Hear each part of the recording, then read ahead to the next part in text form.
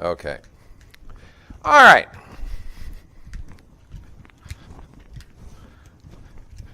So go ahead and grab your books. Open your books to page 2 and 3. If you'll notice, there's a great big open space between 2 and 3. That's how you're going to use this book. You're going to take notes.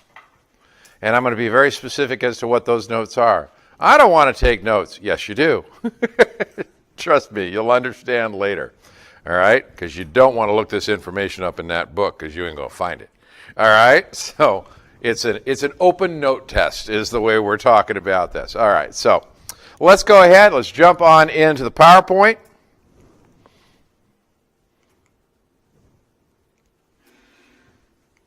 It's not taking it, Jocelyn. It's not letting me move.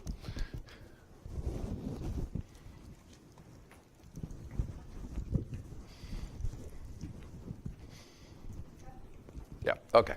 This class, all of our training is part of your IIPP or Injury and Illness Prevention Plans here in California. So whenever you have a safety meeting, that's an IIPP. Whatever they put for safety on your call sheet, that's part of your IIPP. One and the same. All right? 3 reasons for safety training. The law requires it. It has since 1970. Industry needs you to get the training. And you're responsible not just for your own safety, but the safety of other people. I mean, we literally have had situations where one of these cylinders went haywire in the back of a truck, and it actually was releasing so much pressure that it picked up the trailer, and the trailer started to pass the truck. It jet-powered the trailer going out this way. All right? Do you think that could affect a lot of people? Yeah. Also, very disconcerting to look into your rearview mirror and see your own truck passing you. All right, so that's you know that's going to be a real rough next couple of seconds. All right, so we're responsible for safety because this can go big really quick. All right, regulations. We're going to talk about the law, where it comes from, and amazingly enough, why all the drivers are in here, because it's Department of Transportation. We're going to talk about types of compressed gases and fuel cylinders that we use in the various areas of the industry. We're going to talk about compressed gas cylinders themselves, health effects. All right, we'll also talk about the physical effects as well. We're going to talk about liquefied petroleum gas, LP, or propane basically, and then nitrogen and supercooled materials, cryogenic materials. We'll talk a little bit about manifold systems for special effects, large storage tanks, flammable liquids, gas containers, and personal protection equipment, protective equipment, PPE. All right, so this is supposed to be just an introductory slide, but I just jump right into it. Because you look at this slide and you see, okay, we have got a bunch of cylinders that are stored at one of the studios.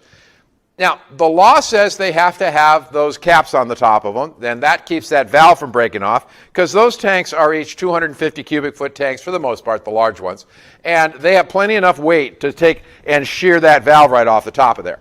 All right? So that's why they're there like that. All right? So now, the law says they have to be chained, and you can see the cleat for the chain. It's right there. No chain. All right? So that's wrong. Now, if we look at this, more than likely, because I see the flame pictogram on there, this is actually acetylene, because that's the right color for it. All right? It's acetylene for the most part. Now, these little tanks here, they're acetylene too, but they don't have to have the cap on them because inherently they're not heavy enough to break that valve off. But do you think that tank is heavy enough to break that valve? Absolutely. They shouldn't be next to each other. These things have to be chained up in place. And so if one of these were to fall over, a little temblor, earthquake, whatever, one of these falls over, cracks this thing off, it's going to burst into flames within about 5 seconds, because that's what acetylene does. All right, so it's going to burst into flame. When the flame gets back inside there, it's going to blow up. And when it blows up, it's going to be heating up these. I mean, it's just going to start a whole chain reaction. You're going to end up with enough of an explosion. Let's put it this way. If 2 little tanks like that did what I showed you over there, can you imagine what those big 250 cubic foot tanks would do? All right, we're talking about a huge amount of explosive. We're talking about a crater that we're talking there. The law also says that for these, they have to be used. In other words, they can't be stored right next to where they're used. They have to be 35 feet between them. These 2 are being used right up there. They're hooked up. They're leaning against the ones being used. All right? So this is just wrong, and yet it was actually on one of the studio lots. So we do need some splaining here, and that's what we're doing in the class. The other thing I point out here is we're all familiar with Department of Transportation placards. I mean, they're all over the place. Most people do not realize that in most cases, sometimes it's 500 to 1,001 pounds here in California, but in most cases nationwide, what that means, if you don't know anything else about that, it means that there's at least 1,001 pounds of each of those chemicals on there. So there's a ton of dangerous stuff on there. That's the first thing it tells us. And then it tells us with the class 2 that they're pressurized gas. And we've got flammables and non-flammables. More than likely, from seeing the yellow up there, we probably have oxygen and acetylene, which is just like, oh my God, combination. So yeah, there's a lot there. So we have to have placarding up. We have to have warning the world basically about this particular type of hazard. All right, compressed gases, liquefied gases have the potential to create hazardous conditions where you work. As such, only properly trained employees should handle these products. You have to be trained and authorized, for example, to fill any tanks. All right, so safety data sheet should be available for those people working in the area of compressed and liquefied gases, because it's not only the physical hazard we're going to talk about, it's also the chemical hazard of what's inside the tank. All compressed gas cylinders are manufactured to regulations set forth by the Department of Transportation. Now, why? Why are these DOT laws? Because way back when they were blowing welders off the side of the Hoover Dam in the 30s, they got together and they said, what's the worst thing you can possibly do with these sorts of gases? And everybody agreed, tie that sucker onto a truck and bounce it down a dirt road. That's got about, if we can make it do that, if we can get it to do that safely, we can use it safely. And so that's why the original job of this all went to the Department of Transportation. And it didn't get formalized till after World War II. World War II, they also discovered that welding was a lot stronger than rivets, and also if something exploded inside, it didn't shoot rivets all over the place, so it was actually safer as well. So we had a lot more welding after World War II. Only authorized personnel shall refill cylinders. The regulations do not allow us to mix gases. You are not allowed to mix gases. Special effects card person is not allowed to mix gases. These have to be mixed in a controlled environment. This takes special equipment.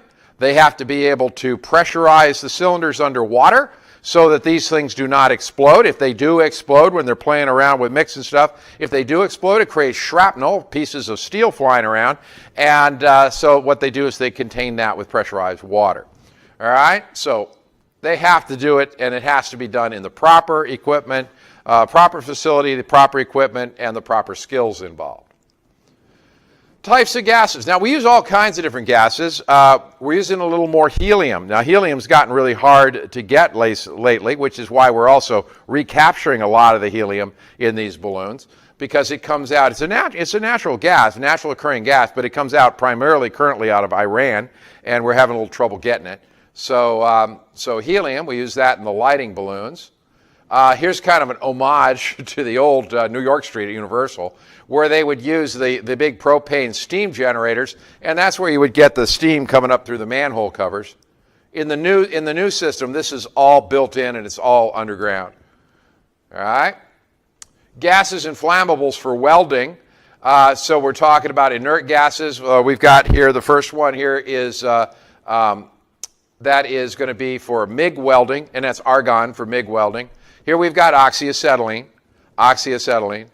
And I want to use this slide to point out something here. These little labels, now that label is kind of like when you go and get your oil changed. You go and get your oil changed, you know that little thing they put up on the window? Says this one you got to change, this one you got to get it changed again. It's kind of a vinyl thing. They roll on and roll off pretty easily. That's what these labels are. And the only person that puts that label on is the person that put that gas into the tank. All right? And that is the law. The only person that can put that label on is the person that put the gas into the tank. Because they can put other gases into tanks other than what it's color-coded as, for example, things like that. Which seems to be the case here. Because this thing's color-coded as an acetylene cylinder, and it's listed as non-flammable gas. So it's got something else in it. So I do want to point out to you, and I want you to write this down, All right, if you get a cylinder and it does not have a label, mark it unknown and return it. Mark it unknown and return it. Do not use it. Absolutely do not use it. Because you don't know 100% what's inside that thing.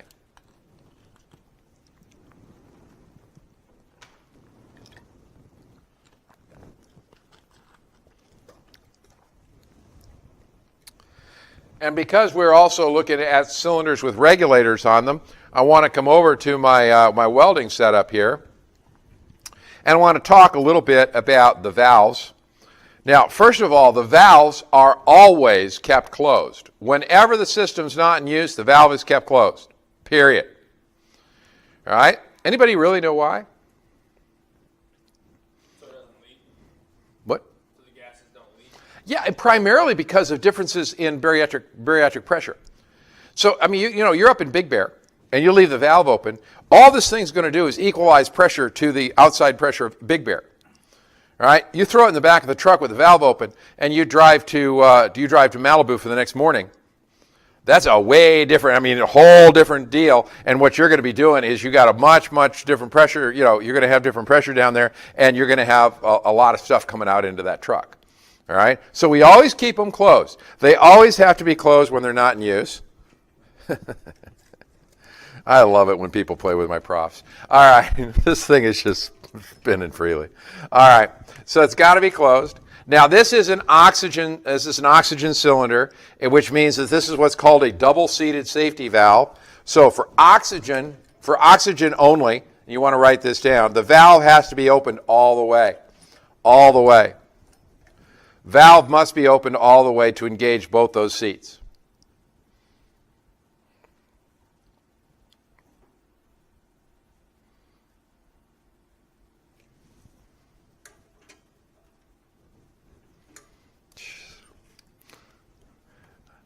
I got to go after. One of my profs is missing too, so it's like somebody came in and played. I don't like that. All right. Now, this is only for non-fuel cylinders. Cylinders that have this double-seated valve. All right. Because how long does it take me to close this thing? Several seconds. Several seconds to get this thing closed down. In an emergency, you don't want that with a fuel cylinder. Most of the fuel cylinders, also the fuels expand as they come out. Propane and acetylene and stuff like that expand by a 3 to 4 to 1 margin. So the law says we're only going to open a fuel cylinder 3/4 of a turn to a turn and a half. Write it down. 3/4 to a turn and a half. Combined with the fact that that gas is expanding, that's plenty for you to get. This, by the way, this includes your barbecue at home. Includes that propane. All right? Because in the case of an emergency, guys, how long does it take to close it? Done. That's it. And you're out of there. And trust me, with this, you want to be out of there. All right? So that's the reason there. We're also going to talk about the fact that we use acetylene in very, very, very low pressures. This stuff's so flammable that just the molecular friction of itself coming out through the opening can cause it to burst into flame. All right? So we're going to use it at very low pressure.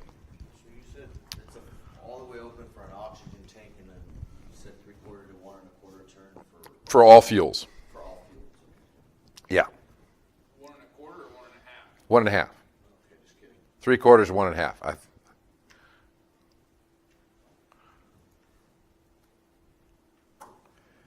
All right. And remember, they're always kept in the closed position. After you're done using them, always close them. And if you get the regulator off, put the cap on. I had a welder, God, I had the worst problem. He grew up in the business too. It just had the worst problem getting him to do that. And then one day, because we had a shop right up here off Sunland, and one day a truck came through literally at lunchtime, a truck came through the unit next to us, right through the wall off of Sunland, crashed in there.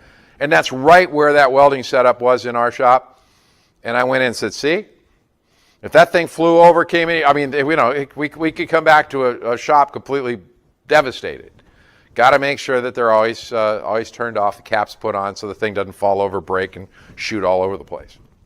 All right, so that's the law. That's the way we do it. Okay, how about LP gas for vehicle? Propane. Propane. Now, we're going to learn that propane is, Well, let me back up a little. When I first got out here, I went in and I noticed that they were using propane vehicles indoors in all the stages and stuff. And I said, why? They said, well, because it's safer, because it doesn't give off hardly any carbon monoxide. So for harmful poisonous gases, it's safer. And then I look at it, and I look at something like this, and I go, man, that has got an awful lot of design into that latch system there.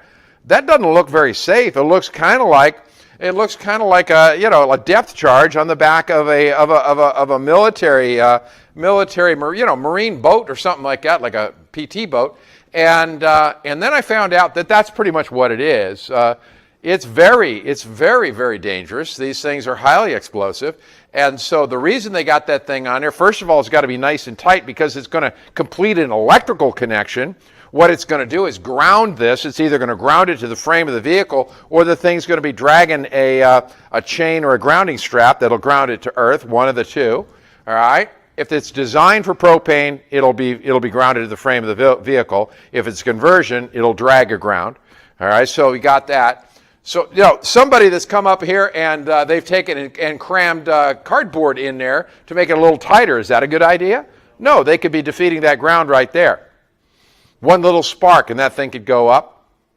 All right? Now, why do you put the cardboard there? Because this is a cryogenic. This is very, very, very cold. It's 170 degrees below zero, and when those suckers are full, that thing gets cold. And so they put that there to that's fine. They can put that there, just be a little extra insulation between their back and that seat and that cold tank on there behind it. Now, you all know that you got to put the tank down in exactly the right position. You got a little hole on there, and you've got a little pin that's on the forklift. A lot of people don't know why, so let me show you why. All right, so this is a horizontal vertical tank here, and it's stored and filled in the vertical position. When it's laid down, that keyhole, that's what's got to go down this way. So that's going to go down on that pin. And when it goes down on that pin, what do we run into here? All right, what we run into here is, if that's in the proper position, where's the overflow valve? On the top, 180 degrees opposite of that. Exactly. The reason for that is all of the tubing that comes back in here comes back and tilts up, bends up. So it's up here in the air side of it. Remember I said we don't want fluid coming out of an overflow valve. Same thing for propane. We don't want fluid coming out. We want only air. And in this position, you're going to get only gas coming out of here. All right? No liquid whatsoever. So again, that's not going to catch fire and get its way back into the tank. Whereas if it was able to sit like here and you got liquid coming out of there, it could. All right? So, want to hear something ironic? A group of doctors tried to blow up the airport in London using propane, and they put them in the car the right way. It didn't blow up. I just think that's hilarious. All right, so they followed the rules, didn't blow up. No, upside down. Anyhow, all right, so there you go. All right, so we got to be real careful with propane. Why do we have these stanchions here? Because you're supposed to take the tank off, ground it to earth before you fill it. You're not supposed to pull that forklift back up on here and fill that thing on the truck. Not supposed to do that. I actually had a driver in here, and he watched a guy die that did that. And he'd pulled the forklift up there, and he said, I need it filled up. The guy goes, okay. It was really cold. It was the time when the sun goes down. We're coming up on it when the sun goes down at like 4:30, 5 o'clock in the afternoon. So he went off to use the restroom. He had his parka on. He actually had the hood on because it was really cold in the bathroom. And luckily he'd pulled it down kind of close to his face. And as he's walking back, he's got his hands in his pocket. Just as this guy reaches up with a screwdriver, all right, the thing's not grounded properly. It sparked. He was using a steel screwdriver, not a brass screwdriver. It sparked to the screwdriver, and it blew up the whole thing, the big tank and all of that, plus the little tank. The guy said, all I saw was a flash of light, and then I was flying. It picked him up and threw him backwards about 15 feet into the side of a tractor trailer, knocked him unconscious. When he woke up, he said, I woke up, I couldn't open my eyes. I just saw lights going by my eyes like this, and I realized I was on a gurney, and those were the fluorescents in the hospital. He couldn't open his eyes because all that little exposed area, just luckily a little tiny exposed area, you know, like Kenny on South Park, a little tiny thing like that was burnt third degree, you know, and he still had the scars from that. And, you know, that's pretty serious stuff. Now, they never found any part of the other dude. He was vaporized, just gone. All right, so that, like I said at the beginning of the class, when it goes bad, it goes big bad. There are anywhere between 400 and 700 propane explosions in the United States every year. And again, everything from little ones to great big ones. And propane can be pretty nasty. All right. We're going to talk, how many tanks of propane would you guess are in that base camp, man? Because they use them in a refrigerator as well. Why do they use it in the refrigerator? Because it's 170 degrees below zero. And why would they leave it on at night? Because they want to keep the water cold, so they're going to leave the refrigerator on at night. So if you got a little bit of a leak or something like that, ever walked into a trailer and went, I smell a little propane? And I've walked in and gone, but I've smelled worse. The denaturing that's in that propane, the stinky stuff, is also a gas, and it's absorbed easily by polyurethane foam and large mesh fabric, all of which that motorhome is full of. So, I mean, there may be a lot more propane in there than you think. We'll talk a little bit about what makes propane explode in just a couple minutes here. All right. We also have mobile gas stations. All right. We bring out our own gas station. It's got to have a 201 permit. That means that everything is properly Underwriters Laboratory approved nozzles, and the whole thing is grounded properly.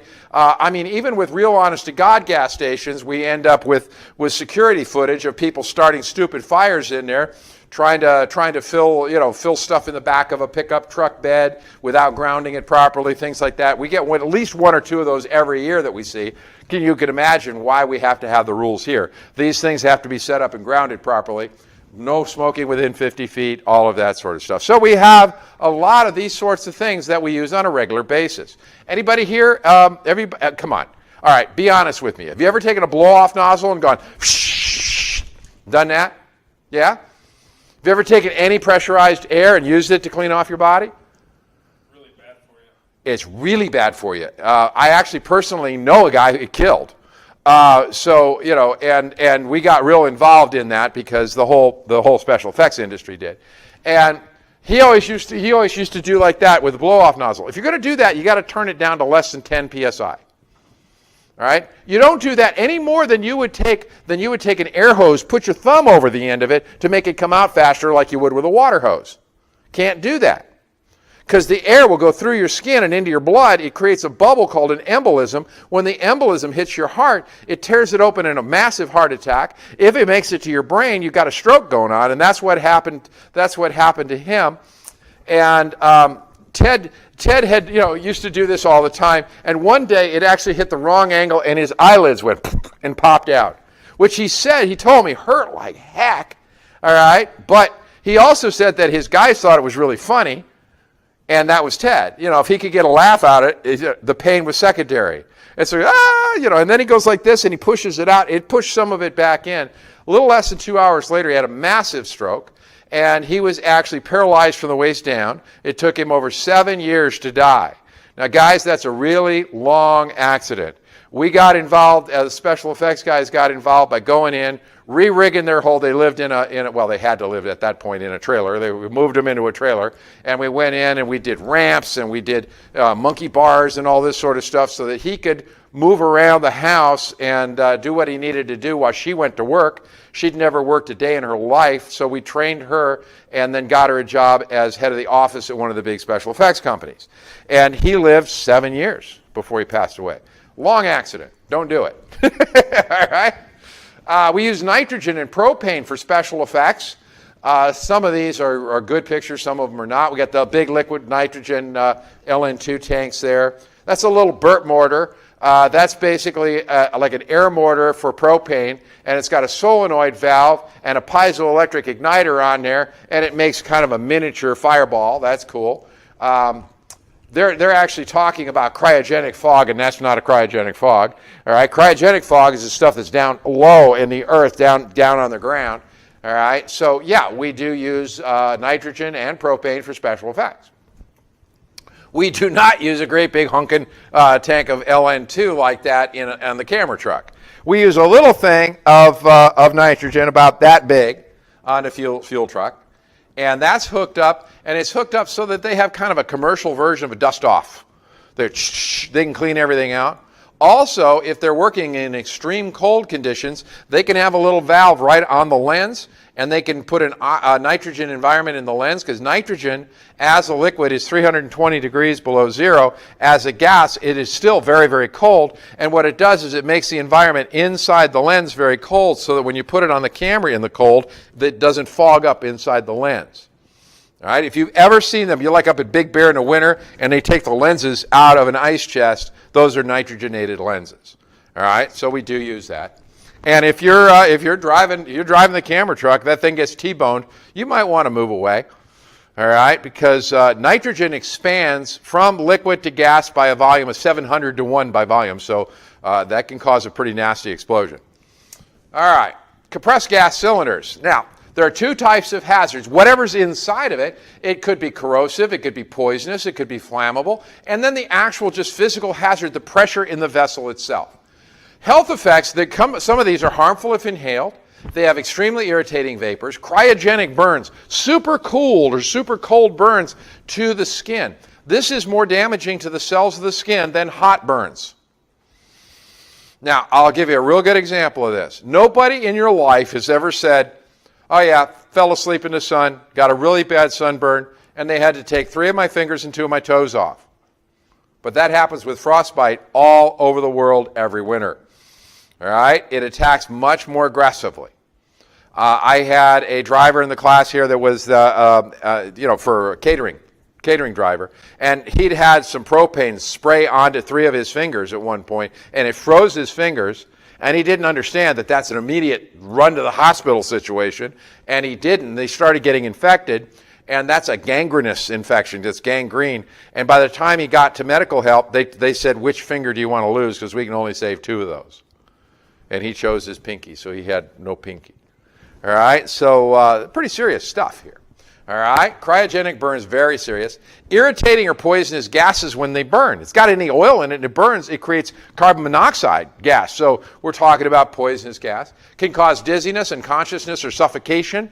It can actually replace the oxygen because these are heavier than air, and both carbon dioxide or dry ice foggers and liquid nitrogen or LN2 foggers do this, and these are our medium density low air foggers, and our solid density even lower ones is the LN2, and you can't breathe either of them. So they will replace the oxygen, and the air with the oxygen pops up on top. So you get down in there, you can't breathe.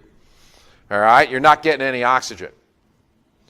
All right, so they can cause dizziness, unconscious. We've had 6 people rendered unconscious just from liquid nitrogen in the industry.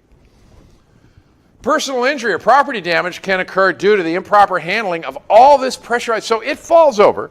Now we're talking here about a 250 cubic foot cylinder. So that's just like this oxygen cylinder here. It falls over, it hits the table, and this thing shears off right here, which it's trying to do even as we're talking about it. All right, and it shears off right here. And we got 2,500 pounds of pressure inside this thing. It's going to ignite, it's going to move forward, rather. It's not going to ignite. It's going to move forward just from the pressure coming out of it like a rocket, and it's going to accelerate. Accelerate's the right word. It's going to accelerate from 0 to 30 miles per hour in a little over 1/3 of a second. All right, weighs 144 pounds. We had one of them where it broke off this way, sideways, and they had left it on.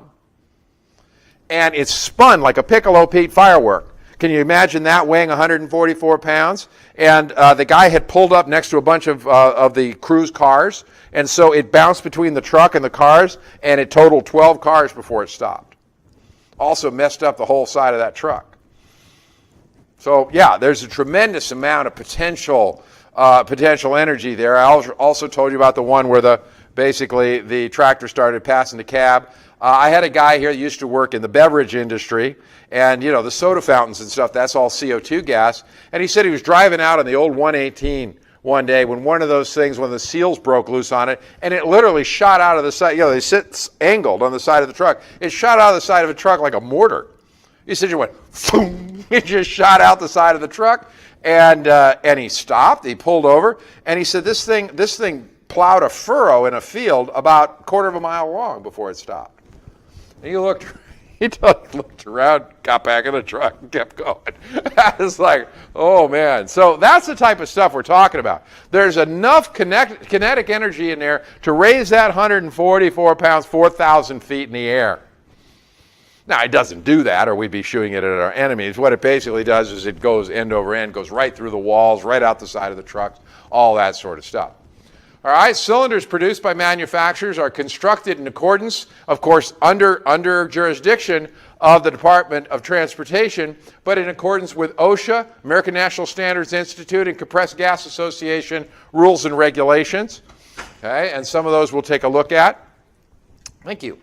If the cylinder is modified in any way, the welding must be performed by a certified welder. They have to be qualified. They have to know how to inert the gas that's in the tank. They have to do this absolutely as top as you can, okay? And then a hydrostatic test underwater, under pressure, must be conducted. Modification should be approved by the manufacturer. So again, in special effects and stuff like that, we're not allowed to build any of these high pressure systems unless we are working in conjunction with somebody that can test them at proper all the way up to the proper and various different pressures.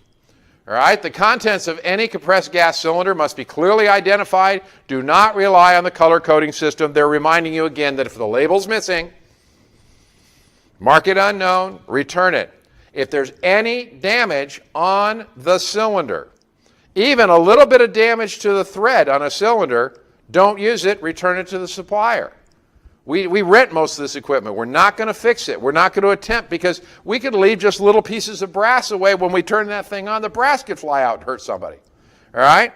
So if I got this oxygen and these threads are buggered up in some way, I'm just going to return that cylinder. I'm not going to use it. This particular cylinder here is damaged down here at the bottom because it was hit with a forklift. And that ruins it because it's a corrosive and it's got a coating on the inside, and that coating was broken, so it could actually corrode and come out. And this is something that will burst into flames only seconds after it comes out, and then that, once the flame works itself inside there, that's going to blow up, well, with the force that we saw over there. All right? Don't rely on the color code system. All of these cylinders must be marked. Now, item number 1 there is your Department of Transportation cylinder. Now, it's your cylinder type and service pressure. For example, this is marked Department of Transportation. It's a Class 3A cylinder, and it has been tested up to 1,800 pounds. That's what that means, this one right here. All right? Then it's got a serial number, and these have been serialized since the 1940s. All right? Then it's going to have the manufacturer's mark, the date of manufacture. This one was in March of 01. This particular tank has a plus cylinder on it, or a plus symbol on it, which means that it can actually be charged up to 10%. So 1,800 plus 10%, that would be another 180. So that's like 1,980. So if it came in a little hot, it's still okay, because it's designed to be that strong. So that's good. All right. This particular one has to be inspected every 5 years. So we're at 01, 06, 2011. So that's February of 2011. So that would be the next time is due February of this year. You don't see 16 on there, do you? It's an out-of-date cylinder. You've rented it. What does that mean? It means when you go to return it, they can charge you, read the small print on your contract. It means they can charge you for that test, even if they gave it to you while it was out of date. So always inspect, make sure that you have an in-date cylinder. Just a little warning, they have a tendency to try to give us the near-date cylinders because we're not a steady customer. We're not that welder that shows up every Tuesday. We're somebody that shows up a couple times a year. So they'll give us that near. Plus, we're in the film industry, so we're bleeding money, right? So, got to have it right. All right. Now, the other thing that this has got a marking here of a little military 5-pointed star. All right. That means that this can actually double. So it can go from 5 years to 10 years because it is mil-spec. It is the highest rated. It's a AAA rated cylinder, and it can literally be doubled because it's so high quality. You're not going to see that in the rental fleet. The last one of those I saw was dated back to literally the Vietnam era. And since then, the military, what they've been doing is they haven't been, they've been surplusing, they've been recycling instead of surplusing, basically. All right, so they're not selling them at auction anymore, they're just recycling the metal. And then it'll have a tare weight on here sometimes. The tare weight is the weight of the container when it's empty. Now, what you'll find it on almost always is propane, because propane, it could be on a vehicle that's on your truck, and you have to know what the tare weight is because that's part of, if you go through a weighing station and stuff like that, that's part of the math that they use. All right, so that would be marked with a tare weight. But on a lot of cylinders, they don't mark the tare weight. All right, so that's what's marked on it. It's actually struck into the metal, quarter inch or larger, so you have no problem reading this stuff. Required test periods for the most common cylinders. When we're talking about nitrogen, oxygen, or helium, depends on the test, depends on the quality of the tank, and it depends on where you are. It could be anywhere from 5, 10 to 12 years. Propane is 12 years after you buy it new, the first time, and then again, depending on the type of test, is it a visual test? Is it a pressurized test? So these are different things, so it's different time periods after that. And it could be anywhere from 5 to 8 years after that. All right, so we're liquid nitrogen and oxygen. No specific testing required unless it's required by the area that you are in. Acetylene gas, what they have to do for acetylene gas is the porous filler, the diatomaceous earth that's in there, has to be requalified at one point within 20 years. All right, so inspect all cylinders upon delivery before use. If it's obviously damaged, it should be immediately returned to the supplier without attempting usage. Never expose a cylinder to temperature above 125 degrees Fahrenheit. Good thing to remember. 125 degrees Fahrenheit. That's why they always deliver these in the early morning. All right, because you don't want to be driving around up in Santa Clarita in the afternoon with these things. Because what is going to happen is it's going to heat up the gas, it's going to go into the overflow mode, and then, any errant spark could set it off. All right? Never allow a flame or an arc to come in contact with any part of the compressed gas cylinder. So no electric arc, no open flame. Not allowed to use it. No electric arc, no open flame, write it down.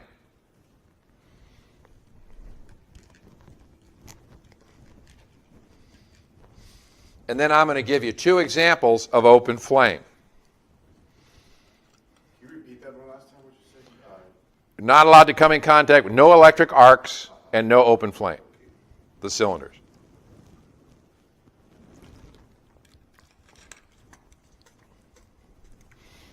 At what PSI is acetylene ignited cell? About 24. 24? Yeah. Anywhere above 20. That's why we never, you're not allowed to open it more than 15. We'll talk about that a little more. All right, so your examples of open flame: no pilot lights with pressurized gas cylinders, no pilot lights, and no Bunsen burners. That's B-U-N-S-E-N, Bunsen burners. And I only have you write those down because you may see them later. No pilot light, no Bunsen burner.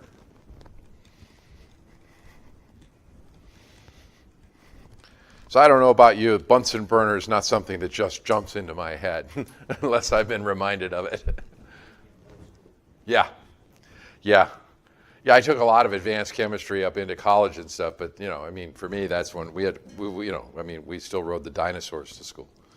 So that's a long time ago. All right. Individual cylinders or groups of cylinders must be chained to a fixed object, whether they're in use or in storage, unless they're chained in a cylinder cart. Okay, let's talk about how to store these things. And I have a board that's going to stay up over here during the test. All right, so we're going to talk about 4 or 5 different criteria that are required. You don't have to write this down because it's right here. All right, first of all, when we're going to store these pressurized cylinders, they have to be separated. They have to be separated, oxygen or inert gases from fuel gases, by a physical 20-foot separation, at least 20 feet. Or if we don't have 20 feet, by a firewall. And the firewall in the state of California has got to have a 1-hour burn through. In other words, if this catches fire, that fire ain't going to get over to here until after we're all out of there or they've had time to put it out, at least an hour. It's got to be a minimum of 5 feet tall. However, it also has to be 18 inches taller than the tallest cylinder, so it might be more than 5 feet, because if you look at that 250 cubic foot one over there, that's almost 4 feet right there, so it would actually have to be 5.5, 6 feet, somewhere around in there, before we would literally be up high enough. It's got to be shaded. Can't be in the open sun. It's got to be shaded. All right, so, and we just talked about that because it just can't get too hot. It's going to be chained. It's going to be chained 2/3 of the way up. Why chain and not rope? Because if it catches fire, chain is going to take a lot longer to get through. All right, that's what we're talking about. Much, much better in a fire situation to have them chained. They're chained 2/3 of the way up. However, I got a lot of drivers in this class, so when you're going to put them in a vehicle, we can use ratchet straps. It's short, very short term. We're going to use ratchet straps. We'll still, I mean, you know, if you've got a stake bed, put the non-fuels on one side and the fuels on the other side. We're going to put 2 straps on them. We're going to put a strap 1/3 of the way up and a strap 2/3 of the way up so they don't dance out from underneath that, bounce out from under there. And that's how they got to be set up. So anytime that we're going to store it, we've got to have all 4 or 5 of those conditions going. All right? So remember that you just can't just, you know, stand them against a wall. That's like they did in that first picture I showed you. That just ain't going to do it. That's not according to the law. All right? That's the federal standard for the burn through on the firewall. Cal OSHA has a tendency to kind of tighten things up, err a little more on the side of safety. All right? Cylinders in a cylinder cart must be in use. Now, Cal OSHA is real specific about that. If you've got this sucker in a cylinder cart like that, you've got to ask yourself the question, have I used this welder since this time yesterday? And am I going to use it now? And am I going to use it before this time tomorrow? And if the answer is yes, you can leave it in the cart. You still have to take the regulators off and put the caps on before you can walk away from it, but you can leave it on the cart. If the answer is no to any one of those, then this thing has to go back into rotation. These tanks have to come off the cart and go back into rotation with the other cylinders. They have to go back into storage. All right? So, store cylinders in a designated area where they will not be knocked over or damaged by passing or falling objects. You know, obviously, no, you don't want to put it. You don't want to put it out in the, you know, like the truck bay, all right? Because that's where all the forklifts are and people backing up with all tailgates. Both of those things have devices that are strong enough and sharp enough with enough momentum behind them to actually rupture one of these suckers, and we do not want to do that. Even something that'll push them over. You'll usually find most of these things are stored outside with a cover put over them, all right, with 20 feet in between them. Okay, so at least 20 feet from other gases. Do not place cylinders where they could become part of an electrical circuit. We already wrote that down. The gases in compressed gas cylinders could be explosive, flammable, poisonous, corrosive, could cause suffocation. So make sure that you always take a look at the safety data sheet. Now, some stuff, guys, for the drivers, if this stuff, if it's required, if it's nasty enough, you've got to have a copy of the safety data sheet, and that's going to go in with you with your in your door pocket with your shipping papers. Now, you are required by law in the case of an accident to grab that stuff and to provide it to the first responder. That's as brilliant as you have to be there. All right, nobody says you got to stay with the, you don't have to go down with the ship or anything like that. All right, what you have to do is you have to give that to the fire department or the police and the fire department so that they just don't go rushing in there and the whole thing blows up at them. All right, they got to know what's on the truck, and that's why we give them the paperwork. All right? So now these are kind of general rules for setup. Use only in the upright position. Now why? Because there are some cylinders like acetylene that cannot be laid down, so what we just say is we keep them all upright. Keep them all upright. Inspect the cylinder before you use it. Crack the valve. That's called burping the valve. You take the valve and you open it very quickly and close it quickly. Point it away from you, of course. Psh! That gets any little, got a little bit of gravel inside there, things like, blows it out. Could blow it out at almost 3,000 PSI too, by the way. You don't want to point it at yourself.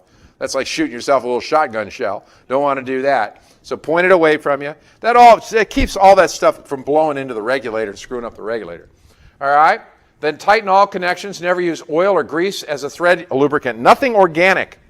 And I'm looking at one of the main reasons for that. Nothing organic, because oxygen and any kind of organic grease, like even Vaseline, something like that, what that'll do is, which is also known as white grease in some cases, all right, that'll actually mix, the oxygen mixes in the threads in here, and it heats up, and it bursts into flames, and now this starts to burn. And in a hospital, this is in an enclosure that's about that big. Now the enclosure starts to burn. The whole thing starts to heat up. It's going to start to grow. It's going to expand the gases. They're going to come out through the overflow valve, and basically this is the series of events that blew the end off the hospital. All right. So even though oxygen doesn't burn, it makes anything else that burn at a much lower temperature and more aggressively. Okay. All right. So, tighten all connections, don't use oil or grease. Nothing more than a single turn of, basically we will allow a single turn here of your Teflon tape. Non-oil, oil-free Teflon tape is fine. All right, now, use only the regulators that are designed for the proper gases. This particular one says right on here, argon, helium, and nitrogen. That's all you're allowed to use this particular regulator for. It'll always be written right in here. It also says use no oil. All right, it says it right in here as well. It is against the law for you to go out and put some sort of adapter from one to the other to try to use one type of regulator with a different or wrong type of gas. The government helps to subsidize this program, and the way they figure it is if you're doing that, you're trying to build a bomb. And that's pretty much the way they enforce it, too. A couple years in prison and $5,000 fine to start off with. All right, so that's pretty impressive stuff. Now, they also help to regulate, keep the cost of these down. So you can rent the proper regulator usually for $5, $6 a week. It's not exactly what you call an oh my God, piece of equipment. You can buy them. You can buy most of these for in the $100 to $135 range. You can buy a little oxyacetylene welding rig. You can buy it over at Sears. The whole thing, including the regulators, for about $200, $220 with 2 regulators. That's got the overflow valves. It's got everything on it. All right. Use only regulators designed for the proper gases. Inspect all parts before you use it. The wrench. Now, the wrench is the little piece that opens up the top of the valve. This is the wrench right up here. Okay? They don't always come with one. Sometimes you have to add it. This one's actually, comes right off. Sometimes you'll see them. They'll be held on with like a little, they might have a little chain holding it in place. All right? And it's got to be left on there, however, when we're using it so that you can turn it off in the case of an emergency. All right, so caps are provided for valve protection. That's that green cap there. This comes off, the cap goes on. Caps are provided for valve protection. They must be kept on cylinders at all times except when the cylinder is actively in use. Pressure regulators and gauges must be compatible with the cylinder valves, and again, the use of an adapter is prohibited by law. When we use these things, you want to open the valves slowly. Let them pressurize slowly. Stand to one side of the regulator. Check for leaks with soapy water, not a match. All right. Have one-way valve flashback devices installed. Now, these have to be installed on all oxygen and acetylene tanks. What this is a one-way valve and a little baffle so that if it catches fire out in here, it doesn't get back into the cylinder. All right? All right, never mix cylinders in the field. I told you that. We're not allowed to mix gases. Do not refill unless you are qualified and authorized by your employer to do so, which means you've got specially trained and you got the right tools. Close the valves whenever you're finished. Remove the regulator and replace the valve cap whenever it's not in use. All right, so we already talked about that. When you're transporting, the valve cap must be in place by law. Never roll or drag a cylinder. You want to write that down. That's your next note. Never roll or drag a cylinder. Because when you do this with a cylinder and you're rolling it down the way, you are actually creating a literally rooster tail of sparks out behind that thing. I've seen high-speed footage shot in the dark, and it's pretty impressive, the amount of spark these things shoot out. The law only allows you to roll a cylinder for a short distance, and by that they're talking 2 to 3 feet, and that's in order to roll it up against the wall to store it. Take it off the cart, roll it up against the wall. These guys from like Air Gas, they come rolling up to my front door like this with oxygen in one hand and acetylene in the other. I told the guy, I said, listen, the minute you cross my threshold, you're on my insurance and you're going to follow the law, go get your cart. He left him outside. I never saw him again because I did make a phone call on that. Yeah. Well, you guys never delivered, so these are mine, right? All right, so you got to use a cylinder cart. Got to use a cylinder cart. That's required by law. They have to be secured in vehicles. We already talked about we're going to double strap them. Use proper Department of Transportation placarding, and the driver must have their hazard endorsement. Okay, we're talking about now, if you are a welder, and now, Mr. Felix, I am probably talking to you. I don't know if you are a welder, but I'm just taking a guess from the family relationship. All right. Yes, okay. You are, as a tool of your trade, you can actually carry up to 440 pounds of these things. So you can actually carry 2 cylinders. You can take and sit them upright in the back of a pickup truck, and you can do that. All right. Now, what you can't do is you can't transport them for hire. You can't call a bunch of your welder buddies and say, hey, listen, I'm going to go over and get my tanks. I'll pick up tanks for all of you, drop them off, and I'll charge you $25. You can't do that. All right? That's transport for hire, and that's when you got to have your hazard endorsement. We got to go through and jump through all the holes. All right? Okay. Cylinders containing flammable gases are not to be stored near highly flammable solvents, combustible waste materials, anything like that. When we're talking about solvents, we have to have a really, really long distance between them. All right, sometimes that's up to 100 feet or more. Or any other source of ignition. Again, we've already written all this stuff down, so we've already done that. All oxygen valves, gauges, regulators, pipes, and fittings must be kept scrupulously free of oil, grease, graphite, or any other organic or combustible substance, because it's going to have a reaction. Cylinders, pipes, gauges, fittings, and related parts of the system must not be allowed to come to an elevated temperature due to proximity to welding operations, burners, or other heat sources. Because again, anytime we're talking about burning, oxygen is going to change that a lot. You can actually suddenly end up with a rocket engine going on. Oxygen is quite safe under normal temperature and pressure. However, oxygen under elevated temperature or pressure cannot come in contact with oils or other contaminants because of the danger of fire explosion. All right, understanding it's not the oxygen that is exploding, it's the oil that is exploding. Acetylene is a compressed gas that is held in a solution. So they discovered that you cannot transport acetylene that is not embedded into a solution. They also discovered, and this goes back to the 1930s, that acetylene loves acetone. Acetone is a solvent. All right, so they take acetone, they mix it with a diatomaceous earth. All right, it's an inert filler that they use in pool filters. That white stuff they use in pool filters. This turns it into a slurry, a mud-like slurry. Then what they do is they're going to take and infuse that with the acetylene.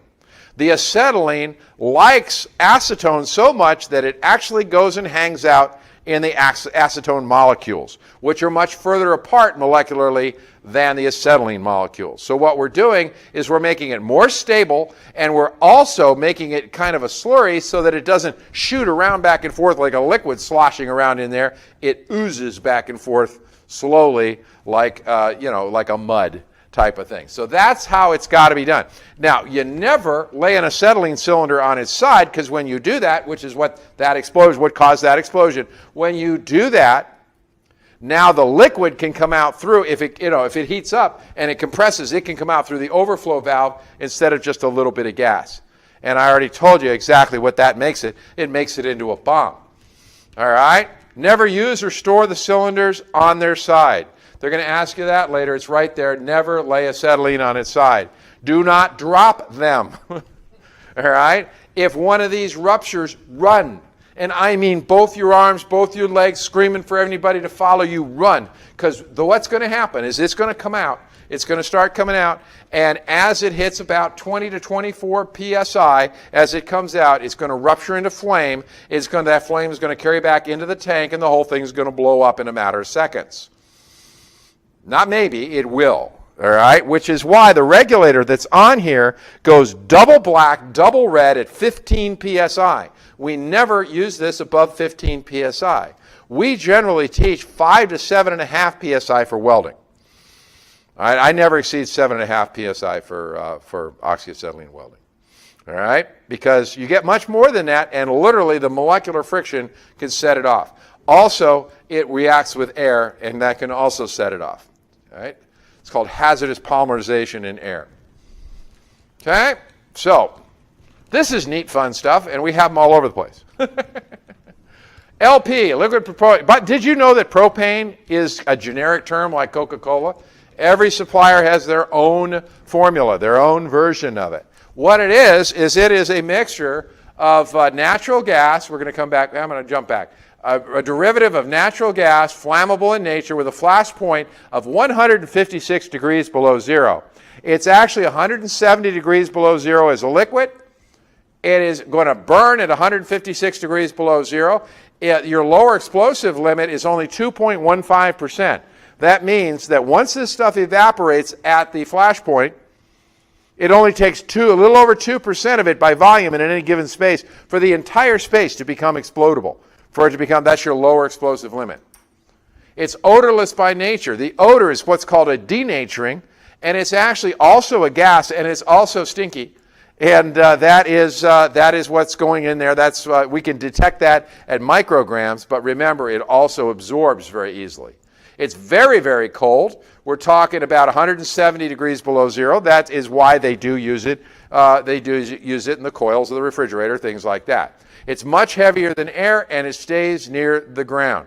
Possible freezer burns, frostbite to the skin. You have to wear gloves. You have to wear goggles. You have to wear protection with this, because one contact with your skin, and your next choice is which finger do they cut off. All right? So you have to understand this. And do people respect it? No, they don't. That's how they store it. Obviously, stretchy wrap is as good as a chain for these people. All right. Now, why do they have that big welded collar up on the top? They did that. They did all this about 20, 25 years ago. We're talking about propane that's used by the public. See, your cylinders for flammables have a reverse thread, a lefty-tighty thread on them. All right? Your cylinders for non-flammables have a normal righty-tighty thread on them. When they used to have the lefty-tighty thread on these things, so many people were cross-threading them that number of explosions went up over 700 a year. All right? Went way, way, way up. And so they came up with this simple, this is the idiot public's version of a four-thread propane thread that goes on there. It's still got the reverse thread on the inside. It's got the commercial one on the inside. What I was looking for before class is to be able to thread that in there and show them that, but my little prop has disappeared. All right, but that goes in there and a reverse thread. So if I'm setting it up using it for fire bars and stuff like that, that's how I thread into it. All right, so we got that. And then they put this collar on here. This is basically the equivalent of this. It protects this from getting busted off. And the reason that they do that is because people were not removing them, all right, and they were not putting them back on, so they were losing them and stuff like that. So this is just to make it idiot-proof. All right, so that's what that's for. And even then, over 400 of them blow up every year. So that's well over one a day. Okay, so we're talking about the fact that this stuff can be pretty nasty. Okay, storage and handling of liquid propane gas has its own rules, has its own law. The storage and handling of liquefied petroleum gas shall be in accordance with NFPA, that's the National Fire Protection Association, storage and handling of liquefied petroleum gases, which is NFPA number 58. All right, NFPA number 55 is the actual usage of propane. The National Fire Protection Association, this is the organization that originated the National Fire Codes. It's also the organization that originated the National Electric Code. So this is pretty important stuff, and all of those have been adopted by OSHA and by the various different states. All right, so those are laws, and again, those fold in under the Department of Transportation. Okay, so they got their own laws. That's how tricky this stuff is. Two of them. All right? Got to have safety glasses, got to have rubber or leather gloves. And by leather gloves, we're talking about something that's going to protect your fingers from freezing. Something like this. And by the way, when we're talking about these sorts of gloves, they should be big enough so that if if it is cold and the glove starts to freeze, you do that and it's gone. You don't want a tight-fitting glove, because a tight-fitting glove, what's going to happen with that is it's just going to freeze to the undercuts in your fingers and make it worse and worse and worse. All right? So that's what we're talking about there. All right. Fire precautions. Don't smoke around LP tanks or tank filling operation areas. No open flames, sparks, or electric arcs. Fill them in a well-ventilated area to prevent the buildup of gas. We're talking propane here. Never strike the sides of the tank with another spark-producing object, and that means another tank. You don't pick up two of them like this and go walking around like that, because that's every time it's doing that, it's creating a spark. All right, keep tools and metallic objects away. Have a charged ABC dry chemical fire extinguisher in the filling area. Now, this is actually the older way that they did this. Today, I told you what they now do is they have the tubing comes up here and bends up into the top. They used to have the valve here. They had an actual physical, like a bulkhead, and with a valve up here that opened and closed, only when it was in the right position.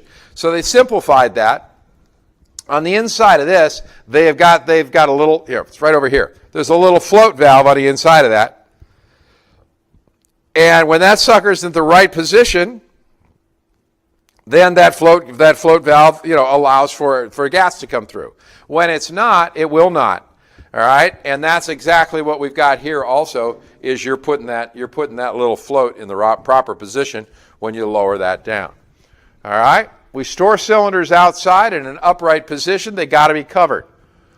All right, so when you're going to change the tank on a forklift, close the valve on the tank, keep the engine running or start the engine, and let the propane in the hose work its way out. You want to use that up. That hose is a little tiny extension of the tank. You want to get rid of all the propane in there. Otherwise, when you disconnect it, it's going to go.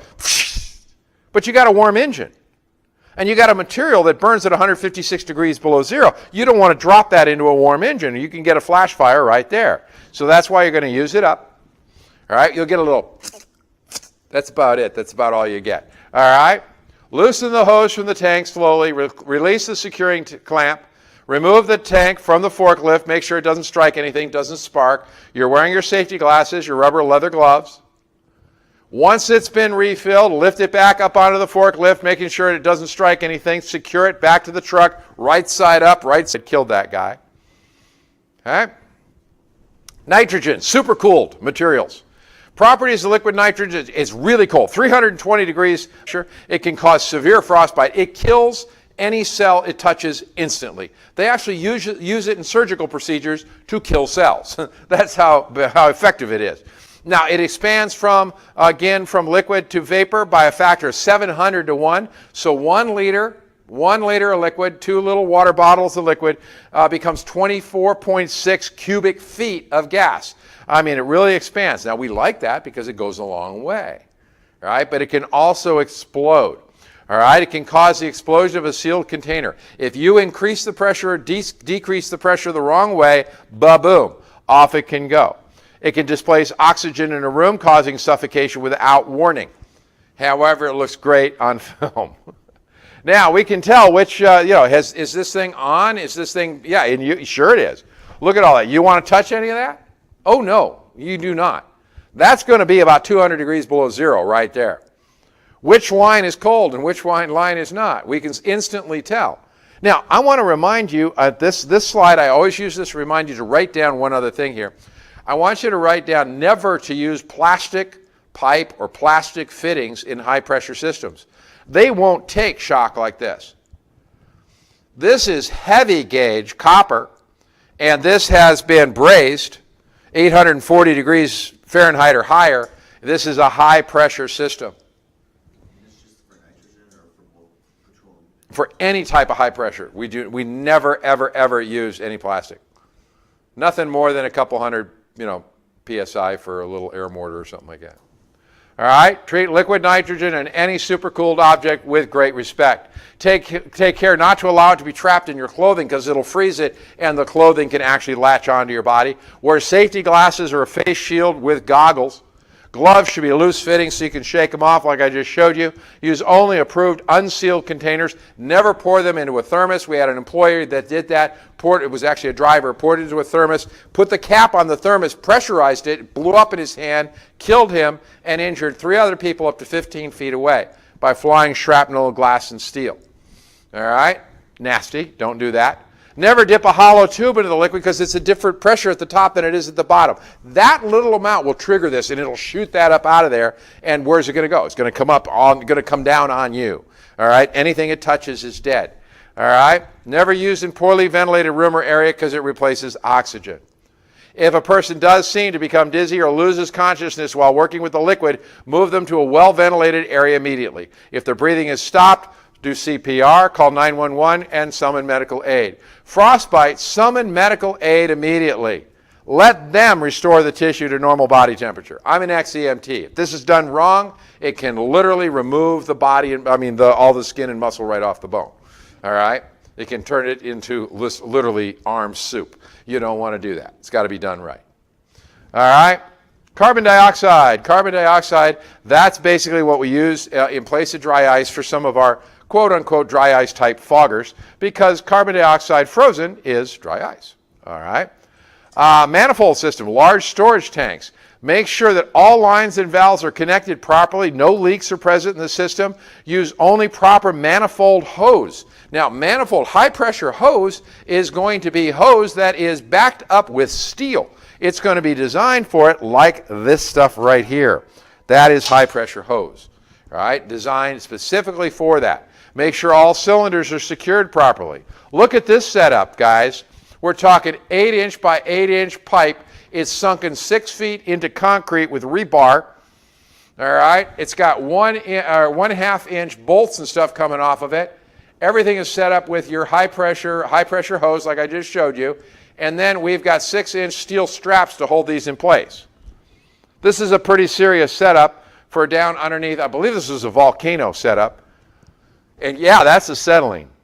How much explosion is that going to cause? That's literally, that could probably raise the better part of a block. All right?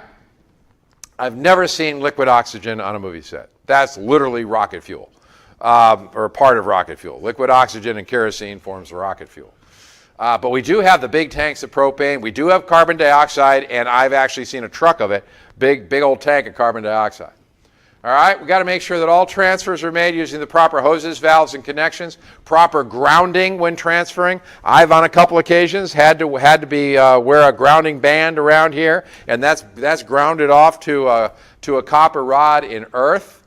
Don't spill any liquid. Keep any source of ignition. We were not allowed to wear belts. We were not allowed to wear walkies. We were not allowed to wear any metal whatsoever when we were handling this stuff. Nothing that could spark. Do not come into contact with supercooled or chilled lines and transfer hoses. Okay, now we're talking about just normal gasoline. Gasoline and how it's rated requires us as an OSHA, we are doing business in the state of California and in the United States. We have to use an NFPA approved metal can. We cannot use plastic. No plastic with gasoline if you're working commercially. We're talking about it's still allowed in certain home situations, but not this. And that's got to be a spring-loaded can. If this sucker does start to burn, it just releases. It just releases like that, and that's going to take and cut off the oxygen supply, put that sucker out. Now they do have a nozzle piece that fits down into this, and so that's got to be the right type. All right, containers must be self-closing. Be aware of static electricity, anything that throws a spark, which is why you take it out of the back of the pickup, you put it on the ground, and you're going to fill it there. It's got to be properly grounded. Should be removed from vehicles during transfer operation, refueling operations. Kerosene is blue, gasoline is red. Flammable liquids got to be stored in approved containers, no more than 60 gallons at one location, and they also have to be marked and identified. Be aware of fire hazard when transferring contents, and always make sure everything's labeled properly. Turn off engines when conducting fuel operations. No smoking, obviously. Never block a nozzle and walk away. Don't top it off. Don't fill containers in the bed of that truck. Dispose of waste fuel properly. That does not mean, wash it down the drain. All right, kerosene containers should be blue in color. Never allow fuel to go into a storm drain or on the ground. Don't leave the vehicle unattended while fueling, and always wear the proper personal protective equipment. Glasses are good there. Yeah. Why do they always tell you when you fill up your tank and it goes off, never to give it that extra or top it off? Well, because it expands. With gas? Like with your car? Gasoline expands. Once it's in there, it expands. So that thing is set to take it to the maximum safe limit. So you actually have a valve at that point, all right, down below. So if you put more, you're actually putting it above the valve. And now if it expands in that chamber, it can actually vapor, and that vapor is what burns in gasoline. Okay? Personal protective equipment, whatever's necessary, that's what they have to provide. Special gloves, special goggles, special respirators, whatever's required for what you need for that job. And that's it pretty much. Okay, good questions that we've had. Any more of them? Nope. Let's see. The cylinder valves, are they always kept closed? Whenever not in use. Okay. Remember, we never do any work on these things. Return them. Chains or straps.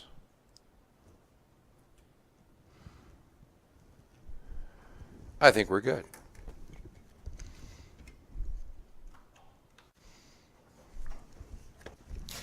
All right.